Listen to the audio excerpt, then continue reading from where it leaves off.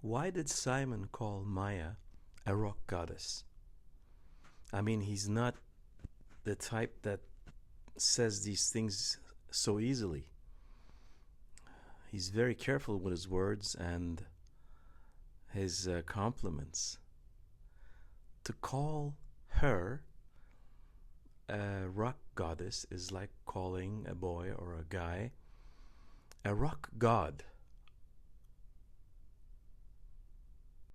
That's a big word. It just doesn't get any bigger than that. What made him do that? He watched the performance, he listened to it, but there was something there that was unseen, and it was beyond the physical senses. It was a feeling. So what made him feel like that? In the last week, we showed Maya's 3-minute video to all sorts of folks, different nationalities, different ages, different age groups. And when I asked for people to watch Maya, I was looking at them. I was looking at their face and their emotions and how they felt. And every person, she starts slowly with the traditional Indian music, and till then there's not much reaction. But as soon as she switches to hard rock, it didn't matter if these people were elderly. They all suddenly had a big smile on their face. They all lit up. It wasn't the type of music. So what was it?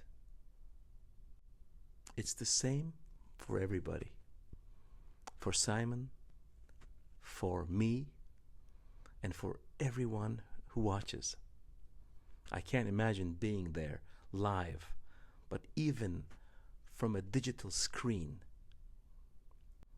the magic was hidden in the unseen, beyond the physical senses. They say the shade of the tree is in the seed. Think about that. Or the other way around. In the seed is the shade of the tree. Like from where to where? The seed carries the shade of the tree. This means the seed has to sprout with the life force in it. It needs to sprout, then becomes a tree. It gets leaves and then flowers. And then some will bear fruit and some don't. But even the ones who don't, with the leaves, they still produce a shade. And all this is already in the seed. And it is so mind-blowing that you hold these little seeds in your palm, and all this that we just mentioned is inside that seed. So let's look at Maya. If we hadn't seen her at AGT performing, you would see a 10-year-old girl, just like that little seed. How many of us could imagine she could do a performance like that? So you can see that our physical senses can give us only so much. We are so limited by them. We can hear the music. We can see her performance. It's like sitting under the shade, sitting in the shade of that tree. How many of us ever wonder, how did this shade come about? We go through our day always looking for things that please us, and we try to avoid things that bother us.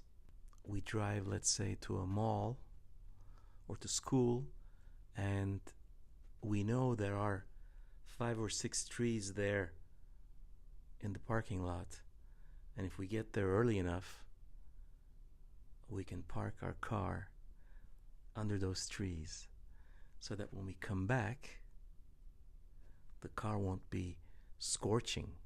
We just look at what we need. It is a very narrow outlook, isn't it? And we do this every single day that we go to school or wherever we need to go, that there is no shade, only the few trees. Did you ever notice when you drive through farmland, they have acres and acres and acres of farmland, and then they always have this one lone tree right in the middle of the field. This was more applicable in the old days,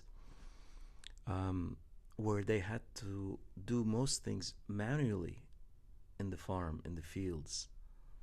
And when they took their lunch break, they would tie their animals that they used to plow the field, and people would have their lunch in the shade of the tree, and then maybe take a rest, take a small nap after their lunch. Imagine that field, or a field with no tree. So there are so many things in our life, in our lives, just like those trees, and so many other things that are given to us, and how we approach them defines the quality of the life that we live. So Maya comes out, 10-year-old girl. They ask her, like they ask so many, "Are you nervous?" And she says, "A little bit." And she was a 10-year-old shy girl till she started performing. And as soon as she started playing that guitar, she was like, "Yeah, I'm 10 years old, but I've been doing this. I've been around for 1,000 years." How was her confidence? What did you guys think of her confidence levels? Was it a 10-year-old kid? Yes. In this life, she was only 10 years old. But somehow, she achieved the most difficult thing. She was connected. Or let's say, in today's jargon, she was linked to her soul. Oh yes, she was playing the guitar incredibly. I loved every tone.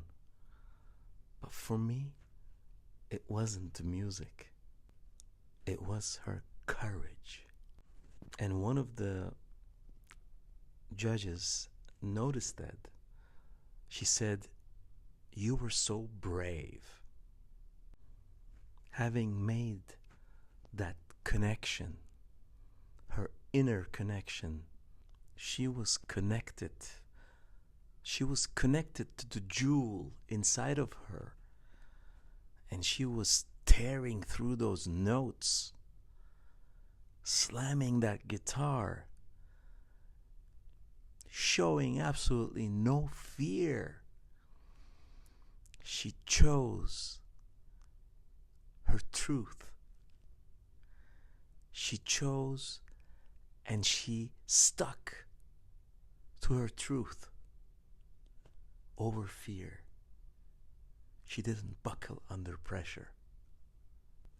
In the most effortless style, the most effortless way, she was showing us, I'm doing what I love. I'm doing what I believe.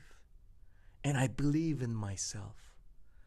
And at the end of the 3 minutes, she had done it. And that was telling us, all of us, she was showing us that if I can do it, anybody can. If I can do it, and I did it right in front of you, in front of those judges. She said she had only performed once in front of 50 people. And this is her second stage with millions of people watching her. And I did it. So you can. You can do it too. This is what she was telling us. It was way beyond the music she was making. It was the messages, the hidden messages that mesmerized everyone. We've been discussing all this, and a few people have said there were some things in my life that I just would not dare. I could not muster the courage. And after watching this 10-year-old girl, when I keep watching her video, and from watching her, I gain the courage that I need for myself. How valuable is that? How amazing is that? How incredible is that? The more I watch it, and actually I did watch it many times, but the first time was enough, because it goes right to the heart. Because Maya is a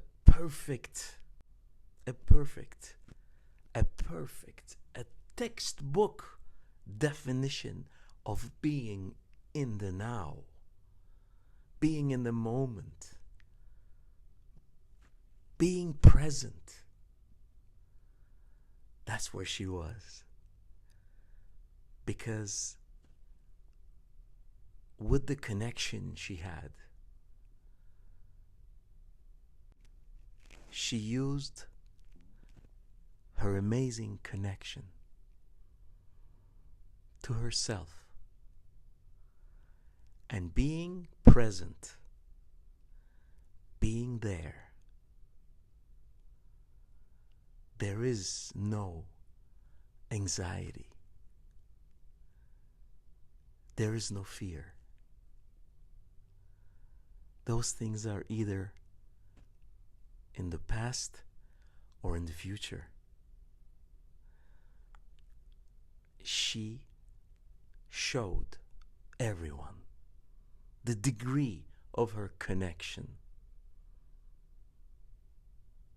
and the level of her presence. She became a milestone in my life. She saw our video last week and cared enough to send a comment to us. So we would like to say a thank you back. My namaskar to you and to your wonderful family. Maya is a hero in so many ways, and very few come like that, and far in between. And imagine the hope she has given to so many children in her country, a huge country with a very large population, and most of them so young. She has given hope to so many kids.